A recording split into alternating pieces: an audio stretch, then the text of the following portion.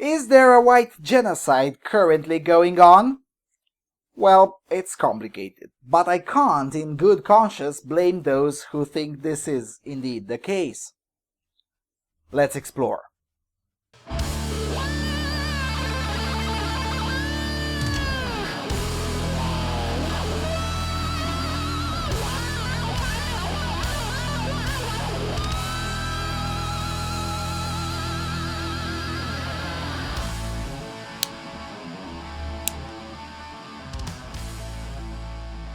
Hello everyone, and welcome to another installment of Freedom Alternative Research and Analysis.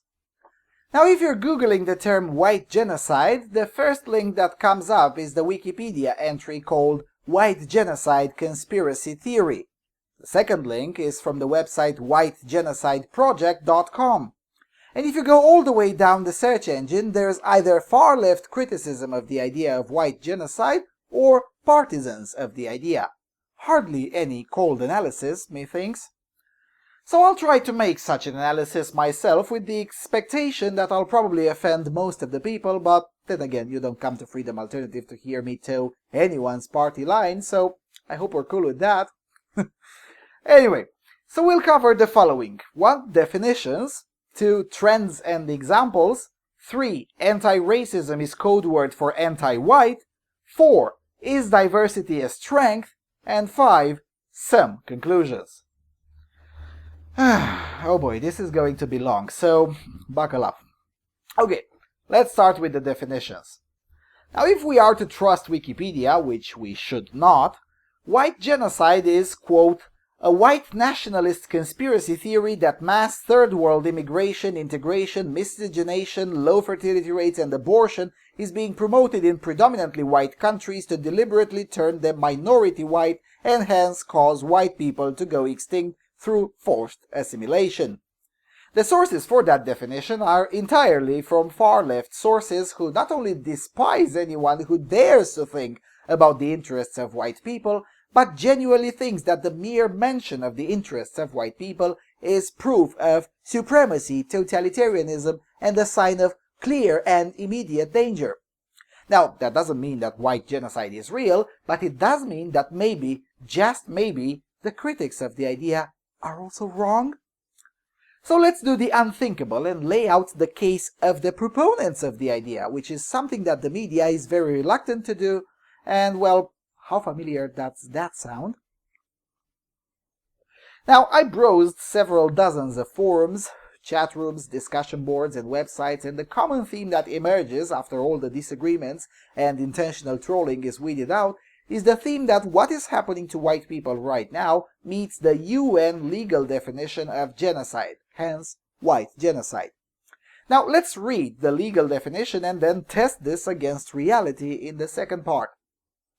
So, according to Article 2 of the Convention on the Prevention and Punishment of the Crime of Genocide, it constitutes genocide, quote, any of the following acts committed with intent to destroy in whole or in part the national, ethnical, racial, or religious group as such, A, by killing members of the group, B, by causing serious bodily or mental harm to the members of the group, C, by deliberately inflicting on the group conditions of life calculated to bring about its physical destruction in whole or in part, D, by imposing measures intended to prevent births within the group, and E, by forcibly transferring children of the group to another group. Now, the proponents of the idea claim that points B, C, and D are routinely taking place and that points A and E are increasingly common, and I'll provide several examples in a few minutes. But until I reach the examples, I have to also provide another claim that is routinely agreed upon in the circles that believe white genocide is a real thing. The claim is that the policies blamed for being responsible for the alleged white genocide are forced upon white countries and white countries only. These policies are considered to be, but not limited to, legalized abortion, anti-white/anti-majority group policies, and I'll explain in a minute why I included anti-majority there, family discouragement to bring about low birth rates, and forced integration or diversity policies. Now, while these policies do exist, and they do indeed pose some moral and ethical problems, It is simply not true that they're being forced only on white countries. In India, for instance, there are several state governments, remember India is a federal republic, where local ideologues have imposed policies that target against Hindu men, which are the Indian cultural Marxist equivalent of the white straight man here in Europe or across the pond in North America. The lowest birth rate in the world is in Japan, now admittedly in direct competition with Germany for the last place, but that's besides the point. Abortion is also legal in places like Bangladesh, whose fertility rate fell threefold in the last 45 years, or in Mongolia, or in South Korea. However, it is indeed true that the diversity policies are rather a unique phenomenon of certain portions of Europe and North America. Okay, that wasn't so bad. So let's move to the second part with trends and examples. Now recently it has come out that white people in the United States, particularly white men, die prematurely at a far higher rate than any other demographic group, and the gap has been continuously widening since 1998. The official causes for this have been cited to be risky behaviors, intoxication through drugs, alcohol, and whatnot, and most importantly, suicide. Those who believe in the white genocide hypothesis tend to claim that current globalized economic conditions have posed a raw deal, particularly to white working-class men who suddenly saw themselves incapable of adapting to the new conditions, resulting in them being impoverished and stunted in their capabilities of supporting a family. Such conditions, the argument goes, oftentimes leads to divorce, and we already know that suicide rates spike at unusually high rates for all men going through a divorce.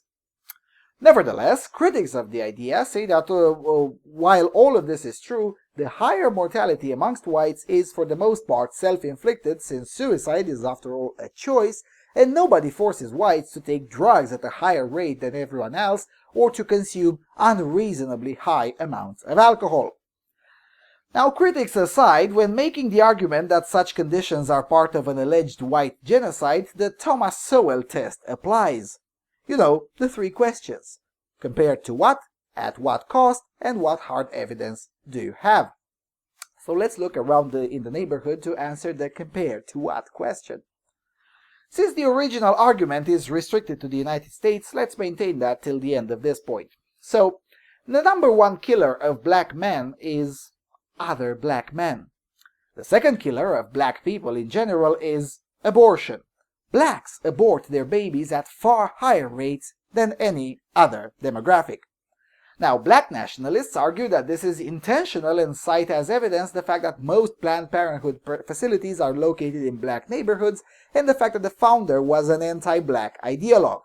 Now, while it is true that the founder of Planned Parenthood was a racist feminist twat, if you pardon my stream of pleonasms, it does not follow that the current practices and trends decades after the founder's death are the way they are because of intentional malice.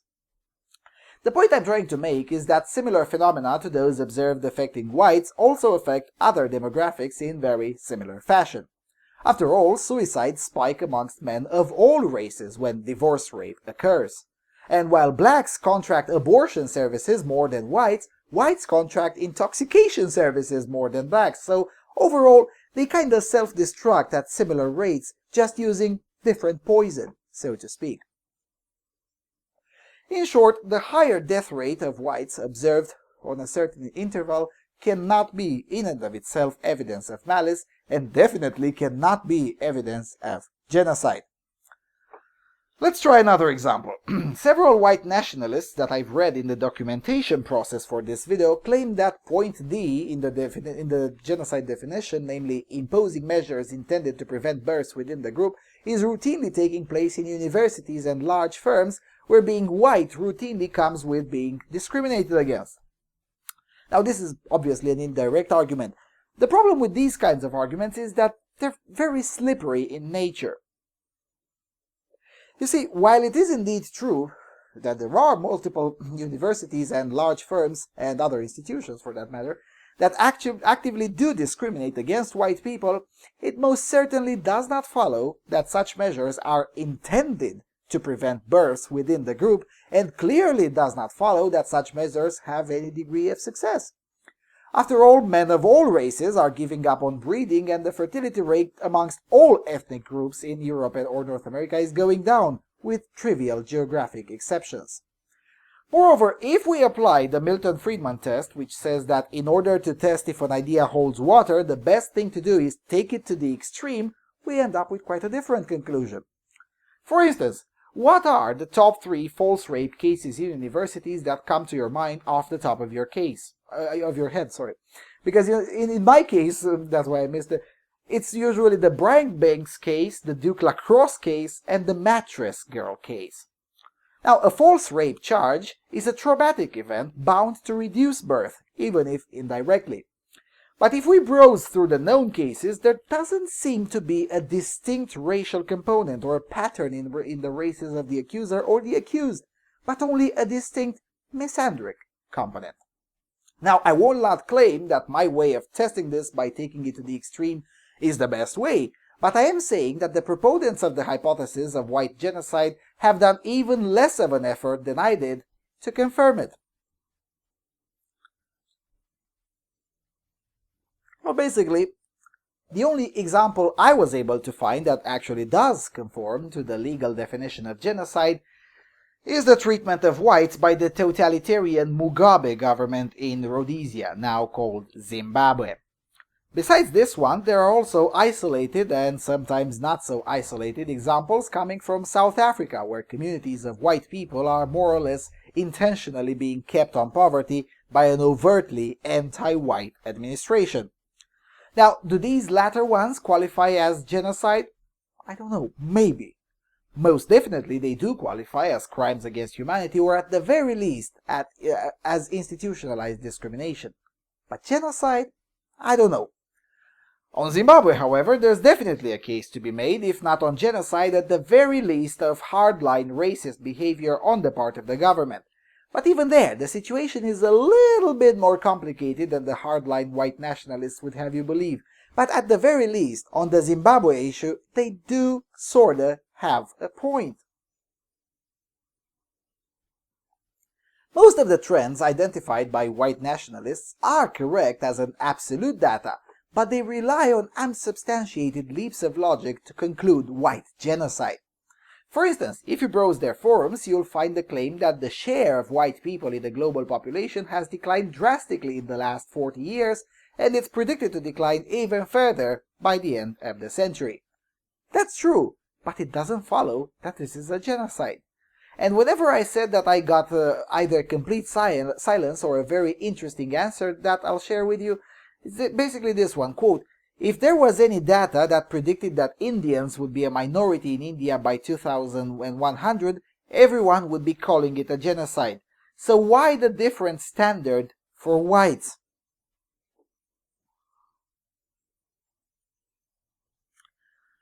After receiving these kinds of answers, that was the moment I stopped the documentation process on this subtopic, because it was obvious to me that I'm going in circles. If there has been data predicting Indians would be a minority in India by 2100 AD, the first question would have been, why?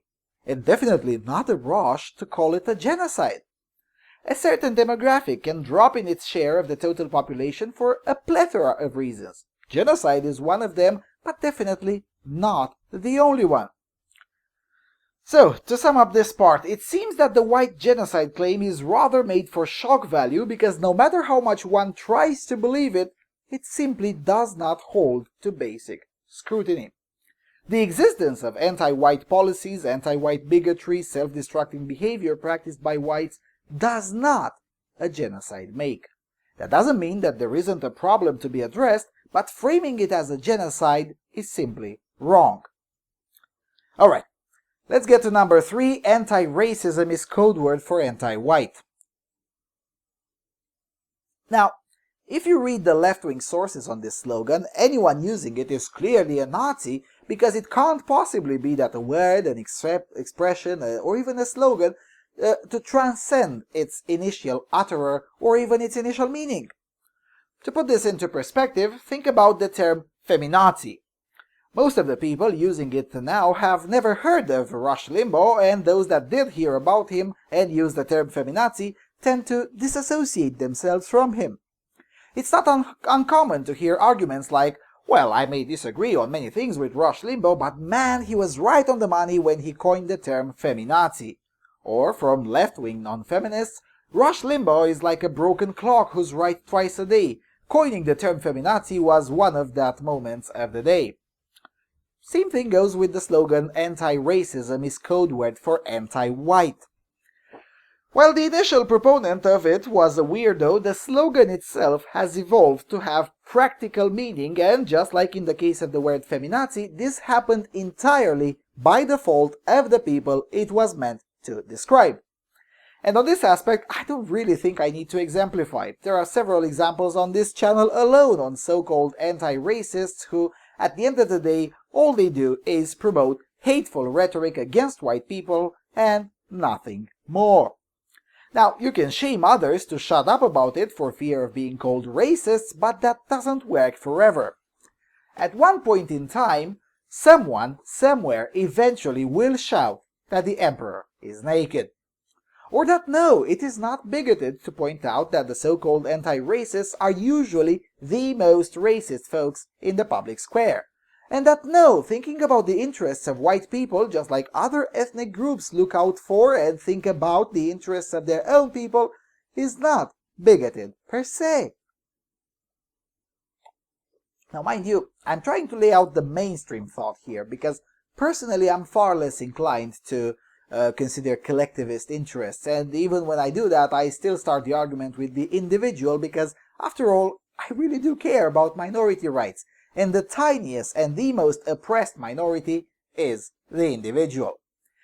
Anyway, the thing is that saying anti-racism is code word for anti-white has become pretty much self-evident in certain places, particularly the academia. I mean, do you remember this guy? Or maybe this girl? This is also self-evident in certain political parties and large sections of the cathedral media. The constant double standards eventually end up bothering most of the people, even those who generally don't care too much either way.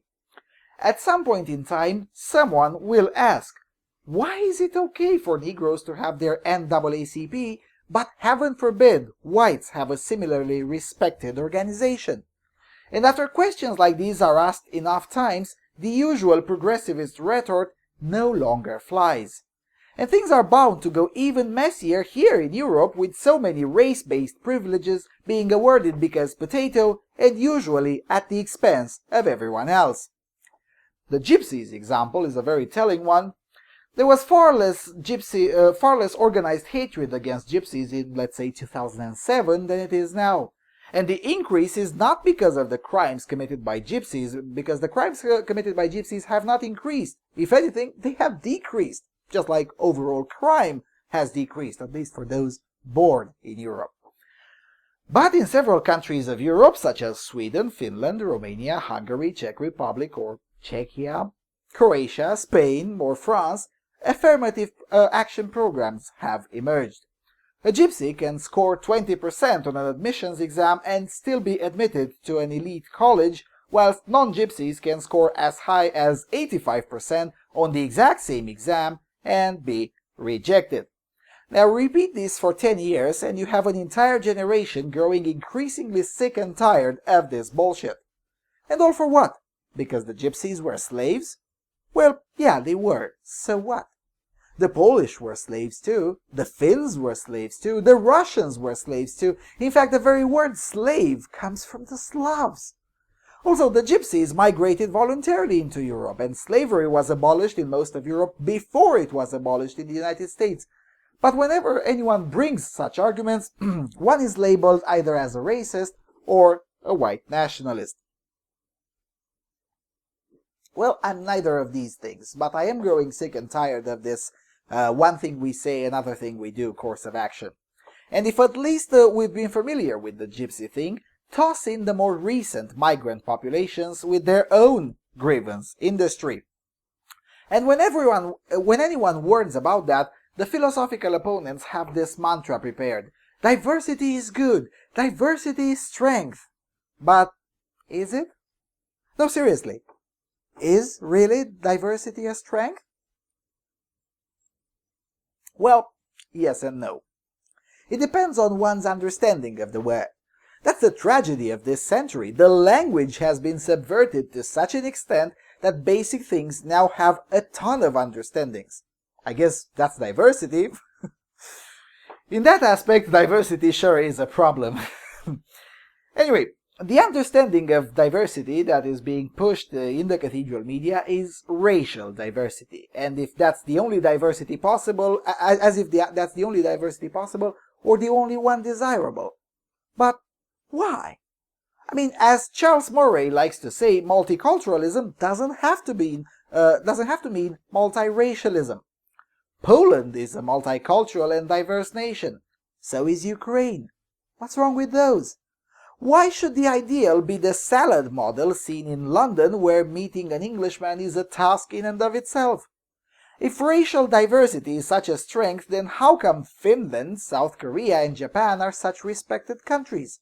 Now, mind you, there's problems there too. For instance, in the education video, I mentioned a few less than gushing aspects about the allegedly fabulous Finnish education system, which in reality is a factory of mediocrity, so I'm not saying that Finland ought to necessarily be a model. But I am saying that if I have to choose between living in diverse London and living in Finland, I'd take Finland even though their language is killing me. Now, as a side note, seriously, don't try to learn Finnish, unless you want to see if you can be driven to have a desire to kill. Take it from a polyglot who learned a few languages. Anyway, back to the topic. If racial diversity is such a strength, then why have the nations that become more diverse gotten worse than before? The most obvious example, of course, being France, a country which, even with all the leftist degeneracy of the late 60s and 70s, was still a stunning nation before it went diverse. When everyone makes such an argument, one is immediately called a racist, but only when that someone is white. When Asians complain that blacks move in their neighborhoods, nobody calls any of them racist. When a white developer wants to make a posh apartment building in a Chinatown, the culture labels the developer as racist for daring to want to build there, even if the Chinese folk in the Chinatown don't protest. Now, mind you, I'm not the first person to question the benefits of racial diversity. In fact, any sane person should publicly question the diversity strength mythology at every turn. Let me read you an excerpt from my favorite contemporary author, Dr. Thomas Sowell, on the issue of diversity. Quote, "Diversity has become one of the most often used words of our time, and a word almost never defined. Diversity is invoked in discussions of everything from employment policy to curriculum reform and from entertainment to politics. Nor is the word merely a description of the long-known fact that the American population is made up of people from many countries, many races, and many cultural backgrounds. All that was well known long before the word diversity became an insistent part of our vocabulary, an invocation, an imperative, or a bludgeon in ideological conflicts. For generations, this diversity has been celebrated, whether in comedies like Iby's Irish Rose, the famous play featuring a Jewish boy and an Irish girl, or in patriotic speeches on the 4th of July. Yet one senses something very different in today's crusades for diversity, certainly not a patriotic celebration of America, and often a sweeping criticism of the United States, or even a condemnation of Western civilization as a whole. At the very least, we need to separate the issue of the general importance of cultural diversity from the more specific, more parochial, and more ideological agendas which have become associated with that word in recent years. I would like to talk about the worldwide importance of cultural diversity over centuries of human history before returning to the narrower issues of our time. Now, I would recommend you that entire article because it makes the case that cultural diversity on the world stage is a strength, and Thomas Sowell definitely makes the argument a lot better than I could do. So in that regard, the fact that not all humans and not all human civilizations are the same or have ever been the same, that's what made humanity stronger eventually, as civilizations borrowed elements from each other. Now, diversity-loving, anti-racist, social justice warriors would say that's cultural appropriation, But sane people already know that cultural appropriation is fundamentally a good thing. But whilst Thomas Sowell has a point on global cultural diversity, what does he have to say about voluntary segregation and homogeneous communities? Well, it seems like he again steps wrong from the mainstream narrative. So Thomas Sowell in December 2015 on diverse neighborhoods. Quote, "The political left has been trying to run other people's lives for centuries. So we should not be surprised to see the Obama administration now trying to force neighborhoods across America to have the mix of people the government wants them to have. There are not enough poor people living in middle-class neighborhoods to suit the political left, not enough blacks in white neighborhoods, not enough Hispanics here, not enough Asians there. What makes this latest political crusade so ridiculous and so dangerous is that people have never been mixed or matched at random, either in the United States or in other countries around the world or in any period of history. We can see blacks and whites living in different neighborhoods, but many people who look the same to the naked eye also sort themselves out. Moreover, neither blacks nor whites are living at random within their own respective neighborhoods. The upscale neighborhood called Sugar Hill in Harlem, where I delivered groceries as a teenager, was very different from the neighborhood where I lived in the tenement. White neighborhoods also sorted themselves out. A man who grew up in Chicago said, 'Tell me a man's last name and I will tell you where he lives.' Studies of ethnic concentrations in Chicago have backed up his claim. Back when the Lower East Side of New York was a predominantly Jewish area during the era of mass immigration from Europe, Hungarian Jews lived clustered together in a different part of the Lower East Side from where Polish Jews or Romanian Jews lived, and German Jews lived uptown. It was the same story in Italian neighborhoods. Immigrants from Rome were not scattered at random among immigrants from Naples or Sicily. Moreover, this was not peculiar to New York. Nevertheless, the busybody left has launched a political crusade to make communities across America present a tableau that matches the preconceptions of their betters. Nor are the true believers deterred by the failures and counterproductive consequences of their previous social crusades, such as busing children to distant schools to mix and match them with children from different racial, economic, or social backgrounds. The theory was that this would improve the education of all through the magic of diversity and promote greater understanding among different races and classes. In practice, however, compulsory busing of children to mix and match them produced more racial polarization and more educational problems. Now, the reason I'm quoting Thomas Sowell instead of formulating the argument myself is pretty straightforward. Nobody can make the case that Thomas Sowell is a racist, a white supremacist, or even a member of alternative schools of thought. Dr. Sowell is part of the Chicago School of Economics, which is still the most mainstream school of thought that it can be. Basically, if you feel something's wrong with what you're being fed, you're probably correct. But the answers don't have to come from dubious places. There's rigorous scholarship out there that doesn't have to rely on buzzwords and slogans. So, is diversity a strength? Well, no, not implicitly. Diversity can be a strength, including racial diversity, provided, and this is the part where the professional anti-racists go wrong, racial diversity anyway can be a strength, or at the very least a neutral force, provided that it is voluntary. Provided that nobody is being coerced. If 2 million Chinese folks moved tomorrow in Nairobi without even going through the proper legal channels of immigration, what do you think the Kenyans would say? Do you think they would be thrilled? I think not. I think they'll be horrified. And nobody would dare to condemn the Kenyans for protesting that their capital is being fundamentally transformed without their consent. Yet for some reason, when Germans protest when their country is being fundamentally transformed without their consent, they're suddenly the bad people, just because they're white. It's these kinds of situations that lead to more problems, and that kind of diversity is not and cannot be a strength.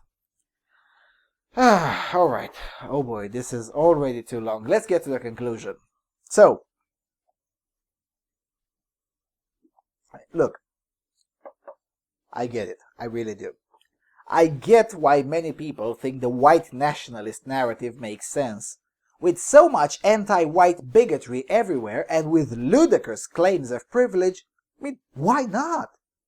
There are at least 2 generations of white adults in certain parts of Europe and North America that have heard their entire lives that their very existence is oppressive. I, for one, cannot, as I said at the very beginning of this video, I cannot in good conscience blame those who think that a white genocide is taking place, even though it is plainly obvious to me that there is no genocide, just stupid policies and stupid people allowed to promote moronic ideas. Calling it a genocide implies some level of coordination and intent, and, as I always say, never suspect a conspiracy when pure stupidity can explain perfectly fine the exact same chain of phenomena. For all intents and purposes, there is no concerted effort to kill all whites or even to phase whites out. With that said, there is a concerted effort to demonize all whites, particularly white men, and the source of that is in the academia. It is no accident that the most reviled group in Great Britain is young white men. Who reviles them? Well, it's people who've been subjected to progressivist indoctrination in universities or absorbed the same kind of thinking from the media. And who brings that shit into the media? Well, people who've been subjected to progressivist indoctrination in universities. It's really a never-ending cycle. These kinds of hypotheses, like it's a genocide, or it's the Jews, or whatever, these kinds of hypotheses emerge from the very basic human need of making sense of the things happening around them. The thing is, the truth is a lot scarier than the conspiracy theory, because the truth is that nobody is in charge. And that's fucking scary, because at least if you know who the enemy is, you can develop strategy. But when the enemy is random human stupidity and individual self-selection, i.e. vile stupid folks going into humanities to be taught vile stupid shit by older vile stupid folks with too much time on their hands, when that's the enemy, random human stupidity, what then? Anyway, so, to sum up this very long video, no, there is no concerted effort to exterminate whites, hence the phrase white genocide can be interpreted either as a deliberate attempt at hyperbole at best, or simply as an idea that is factually wrong. But just because a white genocide in the normal, rational understanding of the concept is not taking place, that doesn't mean that there is nothing to be talked about the well-being of white people or about the interests of white people, whatever those may be, because again, I'm not particularly a fan of these collectivist talks. Also, the level of anti-white bigotry in the media and in certain governments is at an all-time high. Noticing that does not a racist make. And don't let anyone tell you otherwise. Oh, and wanting to live with your people, however that may be defined, does not a supremacist make. I like living amongst people with the same native language as mine and who look relatively similar. That doesn't make me a supremacist, it makes me a normal human. Would you want to live in a place where nobody speaks your language? I really don't think so. The biggest pushers of this narrative that wanting to be with your kind means supremacy are usually the most segregated people. Don't trust me on that, just look it up yourself. Take any promoter of diversity you want, no matter his or her race, and check where that person lives. In the overwhelming majority of cases, they tend to live in secluded areas that are incredibly homogeneous. In Sweden, for instance, the biggest fans of Swedish multiculturalism live in neighborhoods that make Ukrainian villages look like a rainbow of racial diversity. I went there personally. There was no non-white person in sight except for my friend of Arab descent who took me there to see it. Which goes to show that not even the biggest fans practice what they preach. That's why I contend that the battle is with bad ideas and bad cultures and not with races of people. And with that being said, thank you for watching and thank you for your continuous support. I'll see you around on Freedom Alternative.